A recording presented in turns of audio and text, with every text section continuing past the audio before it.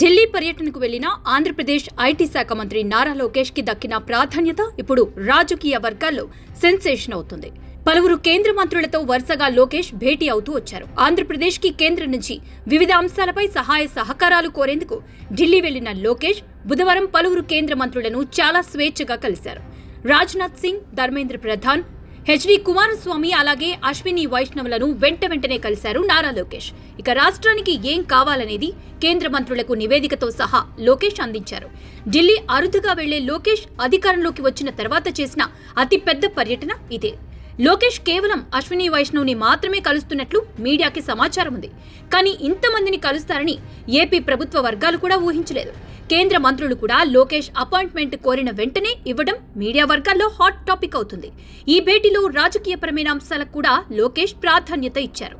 ప్రముఖ ఎన్నికల వ్యూహకర్త ప్రశాంత్ కిషోర్ తో కూడా లోకేష్ భేటీ అయ్యారు. సాధారణంగా తన శాఖలపైనే కాకుండా ఇతర శాఖలపై కూడా కేంద్ర మంత్రులకు పలు వివరణలు, విజ్ఞప్తులు చేశారు లోకేష్. గత 7 నెలల్లో కేంద్రం అందించిన సహకారంతో రాష్ట్ర రాజధాని అమరావతి అలాగే పోలవరం పనుల పురోగతిని రాజ్నాథ్ సింగ్ కి ఆయన వివరించారు.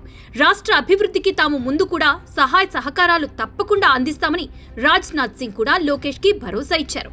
ఇక లోకేష్ ఢిల్లీ రావడంతో ఎంపీలు అలాగే తెలుగుదేశం పార్టీకి చెందిన కేంద్ర మంత్రులు ఎక్కువగా ఢిల్లీలోనే ఉన్నారు. కేంద్ర విమానయాన శాఖ మంత్రి రామ్మోహన్ నాయుడుతో పాటుగా ఎంపీలు చిన్ని, లావు కృష్ణదేవరాయలు, గంటి హరీష్ మాథూర్, సానా సతీష్ బాబు ఢిల్లీలోనే ఉండి లోకేష్ కి పూర్తి స్థాయిలో సహకరించారు.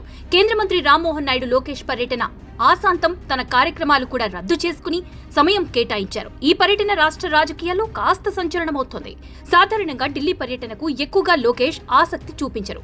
ఎప్పుడు వెళ్లినా చంద్రబాబు నాయుడు మాత్రమే వెళుతూ ఉంటారు. అయితే ఇప్పుడు లోకేష్ వెళ్లి అన్ని శాఖలపై కేంద్ర మంత్రులకు నివేదికలు, వినతి పత్రాలు ఇవ్వడం కాస్త సంచలనమవుతోంది. పరిపాలనపై పట్టు పెంచుకోవటం, అటు కేంద్ర మంత్రులతో చంద్రబాబు లేకుండా తాను ఏంటి అనేది చూపించుకోవడంలో లోకేష్ సక్సెస్ అయ్యారు. ఇక తాను ఎక్కడున్నాను, ఏం చేస్తున్నాను అనేది మీడియాకి సమాచారం ఇచ్చారు. మీడియా ముందు కూడా ఆసక్తికర వ్యాఖ్యలు చేశారు ఆయన. ఇక ఢిల్లీ పర్యటనతో దృష్టి మొత్తం తన వైపుకు తిప్పుకోవటంలో సక్సెస్ అయ్యారు అనే చెప్పాలి.